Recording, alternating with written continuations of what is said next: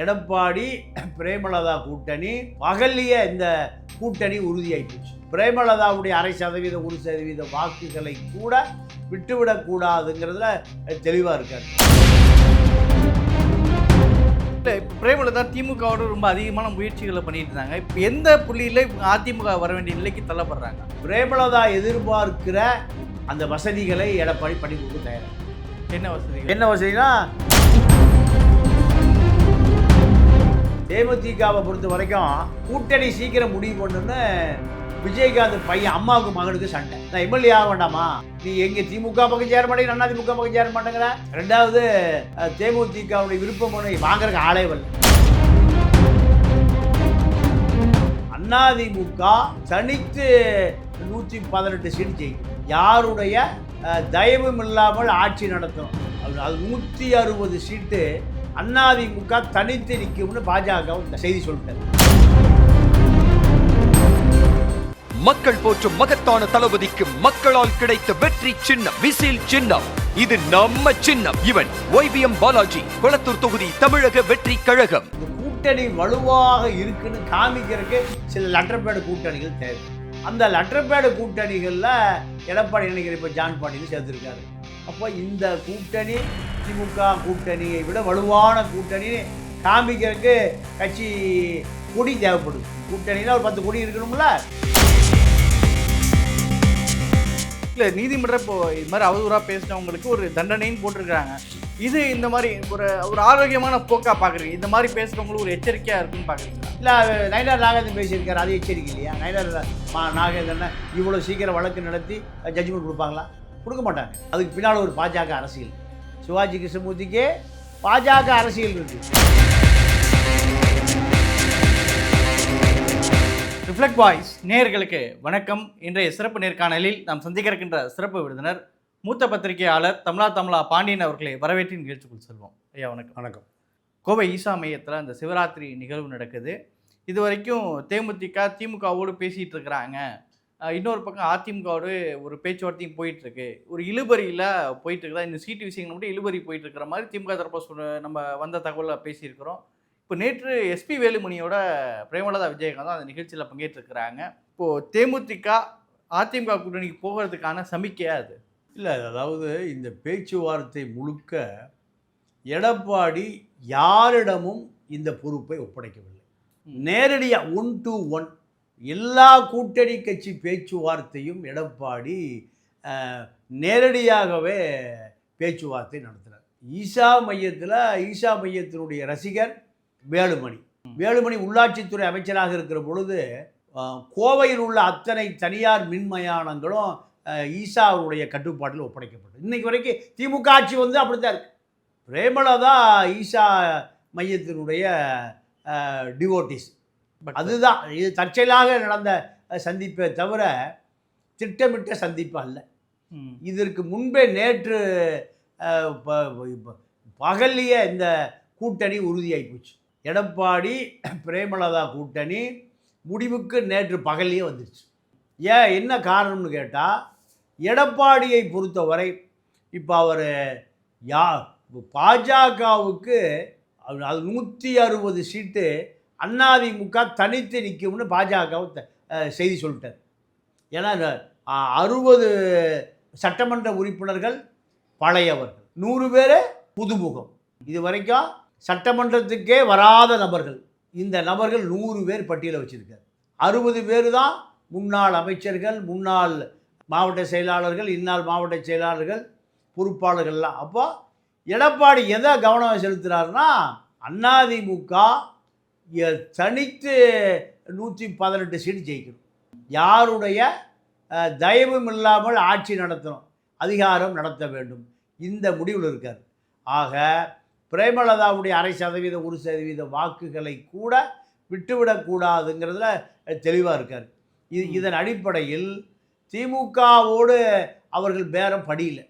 எடப்பாடி இந்த பேரத்தை வேணாம் போய் 21 தேர்தலில் இந்த வாய்ப்பை யாருக்கு கொடுத்தாலும் வேலுமணி தான் கூட்டணியில் முடிவு பண்ணார். ஆனால் பிரேமலதாவை வெளியே அனுப்பியவரே வேலுமணி தான். இப்போ இந்த ஈசா என்பது 2 பேருமே அங்கே ஜக்கியுடைய ஆதரவாளர்கள். அதன் அடிப்படையை தவிர இது எடப்பாடி முன்பே முடிவு செய்து எந்த கூட்டணியும் 1 to 1 தான் இப்போ எடப்பாடி வச்சுருக்கார். மாவட்ட செயலாளர்கள், சட்டமன்ற உறுப்பினர்கள், வேட்பாளர்கள் எல்லாமே நேரடியான எடப்பாடியுடைய கவனத்துக்கு வந்து தான் போகிறதே தவிர 2ஆம் கட்ட தலைவர்கள், 3ஆம் கட்ட தலைவர்கள் 3 பேர் வேலுமணி, தங்கமணி, சிவி சண்முகம், கேபி முனுசாமி எல்லாம் கவலையில் இருக்கான். எந்த வேலையும் நம்மகிட்ட ஒப்படைக்க மாட்டேங்கிறாரு. இதுதான் அதிமுகவுடைய இன்றைய நிலை. இப்போ தேமுதிகக்கு ஒரு அரசியல் அளவில் தான் வாக்குகள் இருக்கும், ஒரு சொற்ப அளவில் தான் இருக்குன்னு சொல்கிறாங்க. ஆனால் இந்த கட்சி வந்து தொடர்ந்து நாங்கள் ஆட்சி இல்லைன்னா யாரும் வெற்றி பெற முடியாது அப்படின்னு சொல்லி 2 கட்சியிலையும் பெறம் பண்ணுறதா பார்க்க முடிஞ்சிச்சு. இப்போது தேமுதிக அதிமுக கூட்டணி இணைகிறாங்கன்னா அது எந்த அளவுக்கு முக்கியத்துவமானதாக இருக்கும் இப்போ இருக்கக்கூடிய 4 முனை தேர்தலில்? இல்லை, அதாவது இந்த கூட்டணி வலுவாக இருக்குன்னு காமிக்கிறதுக்கு சில லெட்டர்பேடு கூட்டணிகள் தேவைப்படுது. சில லெட்டர்பேடு கூட்டணிகள் தேவைப்படுகிறது. அந்த லெட்டர்பேடு கூட்டணிகளில் எடப்பாடி நினைக்கிற இப்போ ஜான் பாண்டியன்னு சேர்த்துருக்காரு. ஐஜேகே இப்போ மாநாடு போட்டிருக்காங்க. அந்த ஐஜேகே சேர்க்க போகிறாரு. ஐஜேகேல என்ன தொண்டன் இருக்கான்? அந்த கூடுறது தான் மொத்த தொண்டனே தமிழ்நாட்டில். இதுதான். அப்போ இது போன்ற அரசியல் கூட்டணி வலுவாக இருக்குன்னு காண்பிப்பதற்கு இது போன்ற ஆட்கள் தேவைப்படுறான். அதில் தேமுதிகவும் ஒன்று. கிருஷ்ணசாமி சேர போகிறாரு, ஜான் பாண்டி அங்கே இருக்கார், வாசன் இருக்கார். பாஜக அதிமுகவை தாண்டி அடுத்து பெரிய கட்சி பாமக தான். பாமகவில் அப்பா மகன், அப்பாட்ட ஒன்றும் வாக்கு இல்லை, மகன்கிட்ட எல்லாம் வந்துருச்சு. அப்போ இந்த கூட்டணி திமுக கூட்டணியை விட வலுவான கூட்டணின்னு காமிக்கிறதுக்கு கட்சி கொடி தேவைப்படுது. கூட்டணியில் ஒரு 10 கொடி இருக்கணும்ல. திமுக கூட்டணியில் 10 கொடி இருக்குது. காங்கிரஸ், திமுக, 2 கம்யூனிஸ்டுகள், சிறுத்தை, தமிழக வாழ்வுரிமை கட்சி, முஸ்லீம் லீக், ஜவஹர்லா முஸ்லீம் லீக், இப்படி 10 கட்சி இருக்குது. இப்போ பிரேமலதா திமுகவோட ரொம்ப அதிகமான முயற்சிகளை பண்ணிட்டு இருந்தாங்க. இப்போ எந்த புள்ளியில் இவங்க அதிமுக வர வேண்டிய நிலைக்கு தள்ளப்படுறாங்க? அதிமுக நிலைக்கு வருவதற்கு அவர்கள் பிரேமலதா எதிர்பார்க்கிற அந்த வசதிகளை எடப்பாடி பண்ணி கொடுக்க தயாராக இருக்கு. என்ன வசதினா அவங்க கேட்குற தொகையை கொடுத்துருவார். எப்படியாவது கூட்டணி வரணுங்கிறத அவருக்கு முக்கியமே தவிர ஏவா வேலு எவ்வளோ கேட்டாலும் கொடுப்பார். ஏவா வேலுவை விட எடப்பாடி வலுவாக இருக்கார். நீங்கள் ஜெயலலிதாவை 2011 ஜெயலலிதா தேமுதிகவை அப்படியே விலைக்கு வாங்குது. தேமுதிகவை அப்படியே பர்ச்சேஸ் பண்ணுது. அதனால தேமுதிக அதோடு அழிஞ்சு போச்சு. 2011 ஒன்றுமே இல்லாத தேமுதிகவை நீங்கள் எப்படியும் அதிமுக கூட்டணி ஜெயிக்கும் போது 5 எம்எல்ஏ உள்ளே வந்துடுவான். 5 எம்எல்ஏ தேமுதிகவுக்கு சட்டசபைகள் வந்துடுவான். இப்போ தேமுதிகவை பொறுத்த வரைக்கும் கூட்டணி சீக்கிரம் முடிவு பண்ணுன்னு விஜயகாந்த் பையன் அம்மாவுக்கு மகனுக்கு சண்டை. நான் எம்எல்ஏ ஆக வேண்டாமா? நீ எங்கே திமுக பக்கம் சேர மாட்டேங்கிற, அதிமுக பக்கம் சேர மாட்டேங்கிற, பேரமே ஓடிட்டு இருக்கு. 2வது தேமுதிகவுடைய விருப்ப மனு வாங்குறதுக்கு ஆளே வரல. இந்த ஓட்டிகிட்டு இருக்காங்க. அப்போ இதெல்லாமே குடும்பத்துக்குள்ளேயே குழப்பாகுது. இந்த சச்சரவுள்ள அந்த அம்மா எடப்பாடியை பொறுத்த வரைக்கும் என்ன கேட்குறே தர்றமா? சட்டமன்ற உறுப்பினர்கள் டபுள் டிஜிட்டுங்கிறத விட பெட்டி டபுள் டிஜிட்டாக வரும். அதுதான் அந்த அம்மாவுடைய நோக்கம். அதுதான் அந்த அம்மா பொறுத்த வரைக்கும்.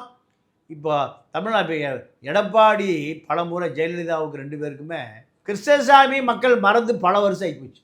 கிருஷ்ணசாமியை மறந்து பெரிய லீடர் ராமதாஸ் எப்படி சவுத்தில் வன்னியர் லீடரோ அதே போல் தேவேந்திர குல வேளாளர்களுக்கான லீடர் கிருஷ்ணசாமி தான்.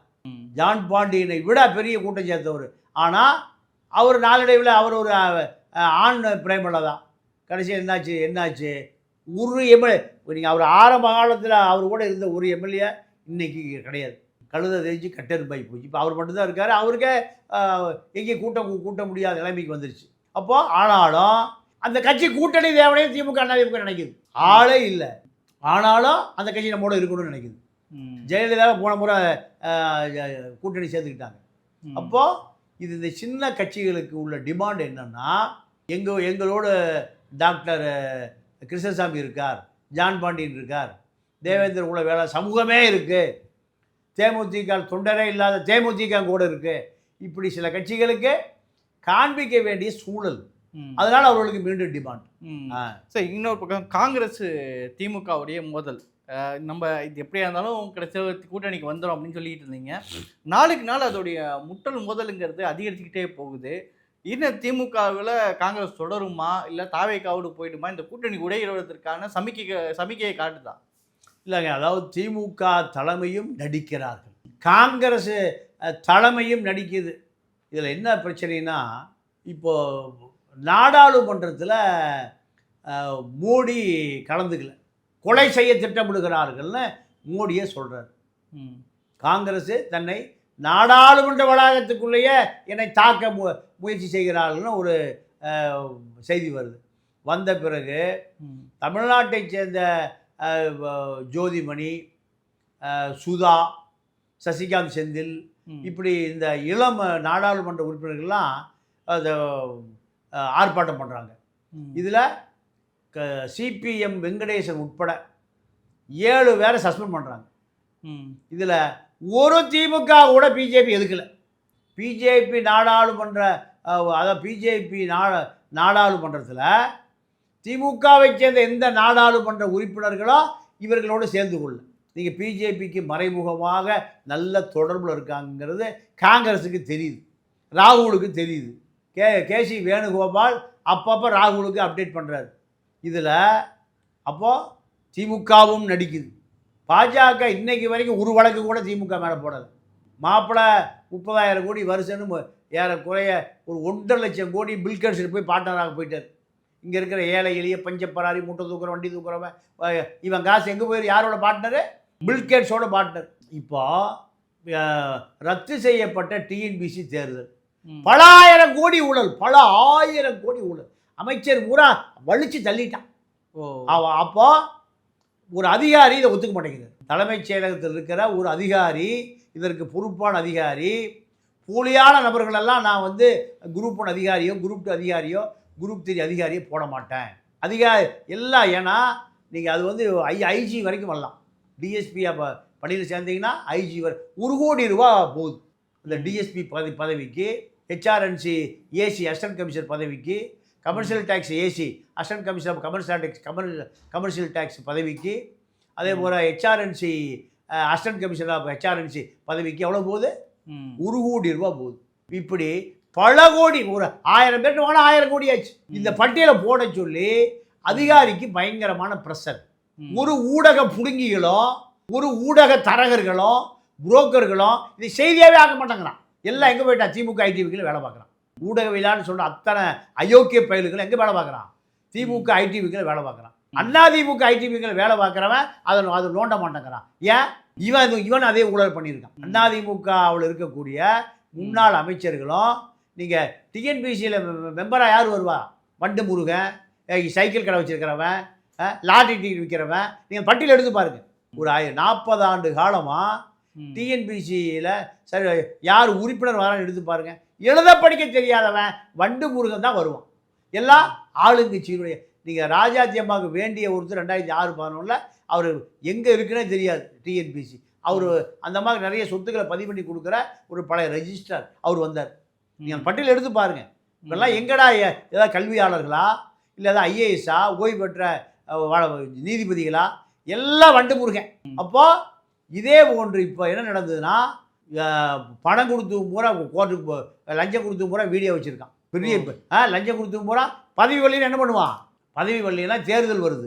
தேர்தல் வந்து இப்போ 5000 கொடுத்தாச்சு, 3000 பொங்கலுக்கு கொடுத்தாச்சு, இதெல்லாம் தூக்கி சாப்பிட்ரும். சர்வீஸ் கமிஷனில் பணம் கொடுத்தவனுக்கு ரிசல்ட் வரலினா என்னாகும்? மானம் கெட்டு போயிடும். திமுக பிளாப் ஆயிரும், அற்ற பிளாப் ஆயிரும். அதிகாரி ஒத்துழைக்க மாட்டேங்கிறார். சர்வீஸ் கமிஷனுக்கு நீங்கள் கொடுக்குற பட்டியலை போடவே முடியாதுங்க. அவ்வளோ தகுதி இல்லாதவன், பரீட்சை எழுதி மார்க்குவான தகுதி உள்ளவங்க. இந்த சண்டையில் இது எப்படி நிறுத்தலான்னு பார்த்தாங்க. எப்படி இதை நிறுத்தலான்னு பார்த்து ஒரு சென்டரை மட்டும் திட்டமிட்டு நீங்கள் கொலாப்ஸ் பண்ணுறான். யார்? அமைச்சரே. திமுகவே பண்ணுது. கொலாப்ஸ் பண்ண பிறகு முதலமைச்சர் நாய்க்குட்டியோடு விளையாண்டுருக்கார். என்ன நடக்கு? எப்போ இருட்டுது, எப்போ மண்ணா மும்மாறி பொழிந்ததா, எப்போ மழை பெஞ்சா இல்லை, எப்போ வெயில் அடித்தா என்ன, சரக்கை போடுறா, டான்ஸை போடுறா, இப்படி தான் இருக்கார் நம்ம முதலமைச்சர். டிஎன்பிசி என்ன நடக்குதுன்னு முதலமைச்சருக்கே தெரியல. அப்போது ஏன் அந்த சென்டர் மட்டும் எக்ஸாம் நடக்கலை? திட்டமிட்டு லஞ்சம் வாங்கின அமைச்சர்களே குழப்புறான். குழப்பிய பிறகு முதலமைச்சர் போய் சொல்கிறாங்க, ஏன் அதுக்கு மட்டும் தனியாக பரிசு வைங்க. எதுக்கு மட்டும்? இந்த அமைச்சர்களே குழப்பிய சென்டரில் அவன் அதிகாரி ஒத்துழைச்சாருன்னா ஆட்டோமேட்டிக்காக நடந்திருக்கும். நேர்மையான அதிகாரி, மனசாட்சி உள்ள அதிகாரி, அந்த டிஎன்பிசி அதிகாரி இந்த போஸ்டிங்லாம் போட மாட்டாங்க. எல்லா சிவாஜி கிருஷ்ணமூர்த்தி ஆளுங்க, சிவாஜி கிருஷ்ணமூர்த்தி ஆளுங்க நான் போடவே மாட்டேன்ட்டேன். இதுதான் அப்போது திட்டமிட்டு ஒரு சென்டரை குழப்பி ஒட்டுமொத்த தேர்தலில் குழப்பியாச்சு. திமுகவுடைய பேச்சாளர் சிவாஜி கிருஷ்ணமூர்த்தி மேலே ஆளுநரையும் நடிகை அவதூறாக பேசியவர்கள் 3 ஆண்டு சிறை போட்டிருக்கிறாங்க. இப்போது சிவாஜி கிருஷ்ணமூர்த்தி சிறை இந்த வழக்கு வந்து திமுக அரசு வந்து அவரை காப்பாற்ற முயற்சிக்கல அப்படிங்கிறத காட்டுதா? இது எதை காட்டுது? இல்லைங்க, அதாவது அவர் நேராக இந்த ஜட்ஜ்மெண்ட் வந்தோடனே நேராக போயிட்டார். எங்கள் ஸ்டாண்டாப் ரோடு போயிட்டார். தலைவா அப்படின்னு என்ன இளங்கோவை கூப்பிட்டு இதை பாருங்கன்னு அப்பீல் பண்ணியாச்சு. ஒன்றும் இல்லாமல் போயிடுது. அப்பீல ஹைகோர்ட் வரைக்கும் அப்பீலுக்கு போயிடுவாங்க. சுப்ரீம் கோர்ட் வரைக்கும் இதுக்கு அப்பீலுக்கு போயிடுவாங்க. சிவாஜி கிருஷ்ணமூர்த்தி மீண்டும் மேடையில் தோன்றுவார். மீண்டும் குஷ்புக்கு ஆளுநருக்கு தொடர்புனா அவர் பேசுவார். இது அதாவது திமுக பின்னணியில் இருந்தால், அதிமுக பின்னணியில் இருந்தால், பாஜக பின்னணியில் இருந்தால் எதை வேணால் பேசலாம். விஜய் முதல்ல திரிஷா விட்டு வெளியே வரட்டும்னார்ல நயினார் நாகேந்திரன். வீட்டை விட்டு வெளியே வர முடிய திரிஷாவை விட்டுட்டு வெளியே வரட்டும்னார்ல நயினார் நாகேந்திரன். அதுவும் அது பாஜகக்காரன் சொன்னது. திமுக சிவாஜி கிருஷ்ணமூர்த்தி என்ன சொன்னார்? குஷ்பு கவர்னர் மாளிகையில் படுத்து கிடக்குதுன்னு சொன்னார். ஓய்வு எடுக்குதுன்னாரு, உறங்குதுன்னு பேசினார். இதுதானே? அப்போ ரெண்டுக்கும் பெரிய வித்தியாசம் இல்லையே. இது திமுக, அது பாஜக, 2 பேரும் இதுதான் வளமையான அரசியல். இல்லை, நீதிமன்றம் இப்போ இது மாதிரி அவதூறாக பேசினவங்களுக்கு ஒரு தண்டனைன்னு போட்டிருக்கிறாங்க. இது இந்த மாதிரி ஒரு ஆரோக்கியமான போக்காக பார்க்குறீங்க? இந்த மாதிரி பேசுகிறவங்களுக்கு ஒரு எச்சரிக்கையாக இருக்குன்னு பார்க்குறீங்களா? இல்லை, நயினார் நாகேந்திரன் பேசியிருக்காரு, அது எச்சரிக்கை இல்லையா? நயினார் நாகேந்திரனை இவ்வளோ சீக்கிரம் வழக்கு நடத்தி ஜட்ஜ்மெண்ட் கொடுப்பாங்களா? கொடுக்க மாட்டாங்க. அதுக்கு பின்னால் ஒரு பாஜக அரசியல் இருக்குது. சிவாஜி கிருஷ்ணமூர்த்திக்கே பாஜக அரசியல் இருக்குது. நயினார் நாகேந்திரனுக்கு பின்னாடி எந்த அரசியல் இல்லை. அவரை கட்சி காப்பாற்றுது. இங்கே நீங்கள் எந்த தப்பு வேணால் பண்ணிக்கலாம் சார்.